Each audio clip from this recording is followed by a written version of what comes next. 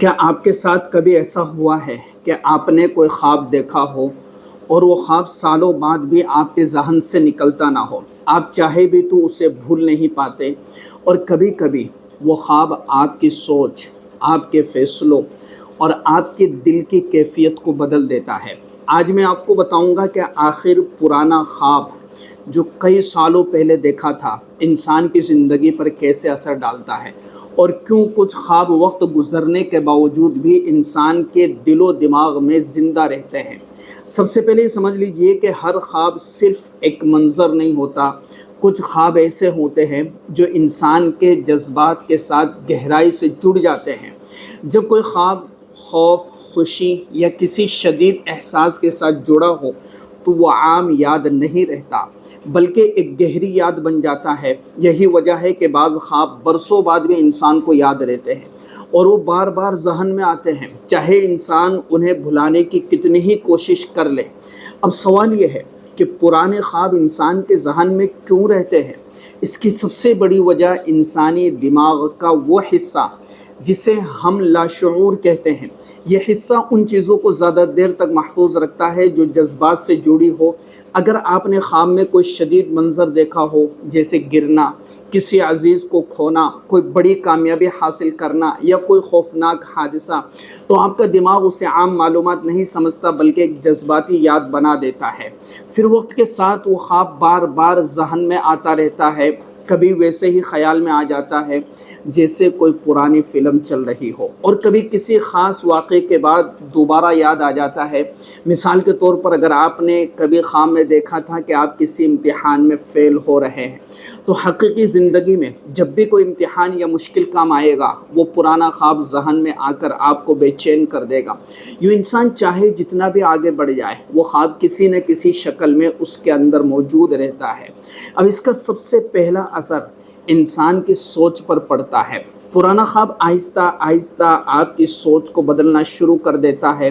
بعض لوگ کسی خواب کے بعد بہت محتاط ہو جاتے ہیں، وہ ہر قدم سوچ سمجھ کر اٹھاتے ہیں، لیکن اکثر یہ محتاط خوف میں بدل جاتی ہے۔ بعض لوگ ڈرنے لگتے ہیں، وہ ہر چھوٹی بڑی چیز میں اس خواب کا ایک سایہ دیکھتے ہیں، اور بعض لوگ غیر ضروری امیدوں میں جیتے رہتے ہیں۔ انہیں لگتا ہے کہ جیسا اچھا خواب دیکھا ہے ویسا ہی سب کچھ ہو جائے گا بغیر کسی محنت کے، یعنی خواب انسان کے اندر ایک خاموش سمت پیدا کر دیتا ہے، چاہے وہ سمت درست ہو یا غلط۔ اسی سوچ کے ساتھ دوسرا اثر جذبات پر پڑتا ہے۔ کچھ خواب انسان کے دل میں خوف چھوڑ جاتے ہیں جو برسوں تک قائم رہتا ہے۔ کچھ خواب امید جگاتے ہیں کہ سب ٹھیک ہو جائے گا، اور کچھ خواب انسان کو بے چین کر دیتے ہیں۔ پرانے خواب بعض اوقات انسان کے فیصلوں کو اس طرح متاثر کرتے ہیں کہ انسان خود بھی پہچان نہیں پاتا۔ وہ سوچے بغیر اپنے حالات کو اسی پرانے خوابوں کے مطابق ڈھالنے لگتا ہے۔ مثال کے طور پر اگر کسی نے کوئی بہت اچھا خواب دیکھا ہو، جیسے وہ بہت امیر ہو گیا، تو سمجھنے لگتا ہے کہ اب سب کچھ خود بخود ٹھیک ہو جائے گا۔ وہ محنت کرنا چھوڑ دیتا ہے اور حقیقت میں کچھ نہیں بدلتا۔ اور اگر کسی نے برا خواب دیکھا ہو، جیسے وہ کسی حادثے میں کوئی معاملہ ہو گیا، تو وہ ہر چیز سے ڈرنے لگتا ہے، گھر سے نکلنے سے گھبراتا ہے، نیا کام شروع کرنے سے کتراتا ہے، اور بتدریج یعنی آہستہ آہستہ اپنی زندگی کو بہت چھوٹا کر لیتا ہے۔ یہی وہ جگہ ہے جہاں خواب انسان کی زندگی میں غلط سمت پیدا کر سکتا ہے۔ اس لیے بعض لوگ اپنی زندگی کے بڑے فیصلے بھی خوابوں کی بنیاد پر کرنے لگتے ہیں۔ نوکری بدلنا ہو، شادی کرنی ہو، سفر پر جانا ہو یا کاروبار شروع کرنا ہو، وہ پہلے اپنے خواب کو دیکھتے ہیں پھر فیصلہ کرتے ہیں۔ حالانکہ یہ طریقہ اکثر صحیح نہیں ہوتا، کیونکہ خواب ایک جذباتی علامت ہوتی ہے اور یہ ایک حقیقت نہیں۔ اور جب انسان حقیقی زندگی کے فیصلے جذباتی علامتوں کی بنیاد پر کرتا ہے تو نتیجہ اکثر مایوسی ہوتا ہے۔ اب ایک اور پہلو سمجھنا ضروری ہے، اور وہ ہے روحانی یا دینی اثر۔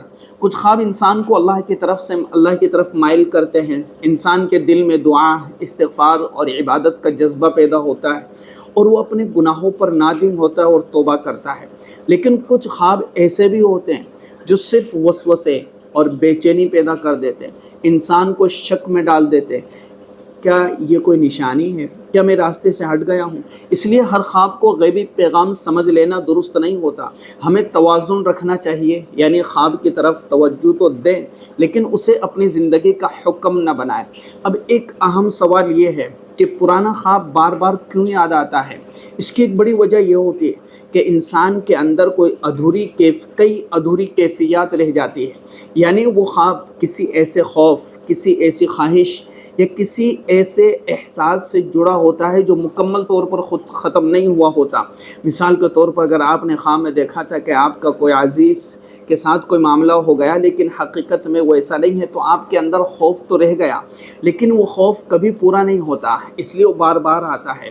اسی طرح اگر آپ نے کوئی عمدہ کامیابی کا خواب دیکھا تھا جو حقیقت میں نہیں ہوئی، تو وہ خواہش ادھوری رہ کر آپ کو ستاتے رہتے ہیں۔ بعض اوقات ہماری موجودہ زندگی کے حالات بھی اس پرانے خواب کو دوبارہ زندہ کر دیتے ہیں، جیسے کوئی ایسی جگہ چلے جانا جو بالکل خواب جیسی ہو، کسی ایسے شخص سے ملنا جو خواب میں آیا تھا، یا کوئی ایسا واقعہ پیش آنا جو خواب سے ملتا ہو، تب وہ پرانی یاد اچانک پوری طاقت سے لوٹ آتی ہے اور آپ حیران رہ جاتے ہیں کہ یہ سب کیا ہے۔